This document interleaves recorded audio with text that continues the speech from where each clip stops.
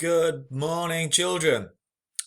I might not be around today, and if I'm not, here's me talking now for your lesson. Mrs. Smith's going to be around, and you'll be in her very capable hands. Okay, so writing today and tomorrow is all about learning about prepositions. But we've done prepositions, Mr. Cooper. I know you have, but who can all tell me what a preposition is, or give me an example of a preposition is and how they are used? Any answers? Okay, let's have a look. This is a grammar lesson, and grammar is all about knowing what our words mean and when and where to use them. So let's have a little warm up, should we? With some of the grammar things that we definitely know. How about the word boy? What type of word is the word boy? Yeah, it's a noun. What type of noun? It's a common noun. Good, good, good. The boy jumped. What type of word is jumped? Fingers crossed you all shouted out, it's a verb, Mr. Cooper. And the tricky one is there's the. What is the? We only really learn about these in years 5 and 6, but I have told you, the is called an article, isn't it? So those three words are all classified. Article, common noun, verb. How about the silly boy jumped? What is the word silly doing, and what does that mean it is if we were to classify it? Well, silly is describing the boy. So a word that describes a noun is an adjective, Mr. Cooper. Definitely, it's an adjective. Finally, the silly boy jumped. We know all these four words. What's the finally? Spoiler alert here, clue. We did it last week. It's an adverb, isn't it? It's an adverbial of time. Finally, the silly boy jumped. Really? Should have a comma in there, shouldn't I? Let's pop that in. Have we got a last one? Finally, the silly boy jumped into the pond. How about that into? Mr. Cooper, it's what your lesson's about, isn't it? This is a preposition. Absolutely right. Into is a preposition. It describes the position that the boy is jumping into. Yeah, it's jumping into the pond. So it's a word that describes place. It can also describe time as well. But in this instance, the preposition is describing place, into the pond. Okay, warm up done. Prepositions are words that are usually found between a verb and a noun, just practiced, and used to show direction, location, position, or time in a sentence. And we remember our definition of preposition because it's got the word position in it. So every time you hear preposition, just try and forget the prefix and remember the suffix, position. It's a positional word, but it could be position as in a physical position, as in location, or it could be time and direction. Wow, that's a big long list. Here's a list of the most common prepositions. Now, sometimes some of these words can be classified as other things, but when we use them in sentences, we can use them, all of them, as prepositions. So, that's going to be a list that you can come back to when you do your writing for me. Have a look through them. Put your YouTube link on pause and have a quick read through. Okay, done that. They can start a sentence or be anywhere in a sentence. And here's a hint to what I want you to do eventually in these two lessons. I've underlined the preposition in a sentence. You can use them all the time. This lesson is about knowing what they are. Where's the preposition in that sentence? He leaned against the door. Definitely. It's against, isn't it? Describing what he's doing, but where.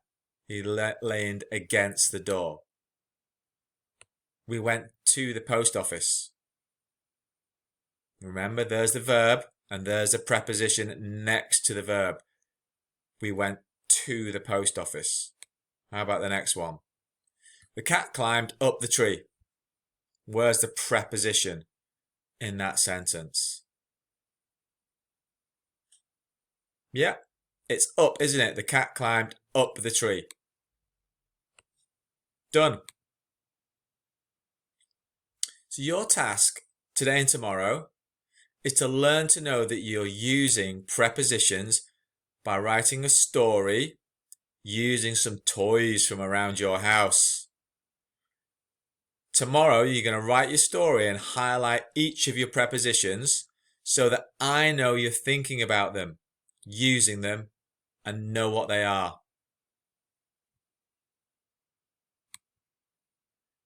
Here's my story introducing Milo. You all know my bear Milo. He was given to me on my second ever teaching placement on the West Coast at a school called Branstey Primary School. 10 years ago now. There's Milo. This is the Queen. This is the Queen. She's a chess piece. And this is the evil mouse. Dun, dun, dun. The Queen was trapped. The evil mouse had crept into her bedroom last night, jumped on her bed and seized her. He escaped through the window, climbing down a rose bush, onto his horse and away across the fields. He now had her imprisoned in his mouse castle. Can you see? We're going to do this tomorrow, but I've underlined the words that are prepositions in my story. When I dropped that picture in there, it made that sentence go a little bit short. That's a little mistake there. That should be joined up to there really, shouldn't it? All the prepositions are underlined. Brave Milo heard the news and decided to save the Queen. He waited until the next night. Stood beneath the castle wall, he used his grappling hook and swung it over the wall with a rope attached. As he climbed the castle stairs, Milo ducked underneath the evil mouse as he ran at him with his mouse-sized sword. He turned around and booted the mouse from behind, who tumbled down the stairs, landing in a crumpled heap.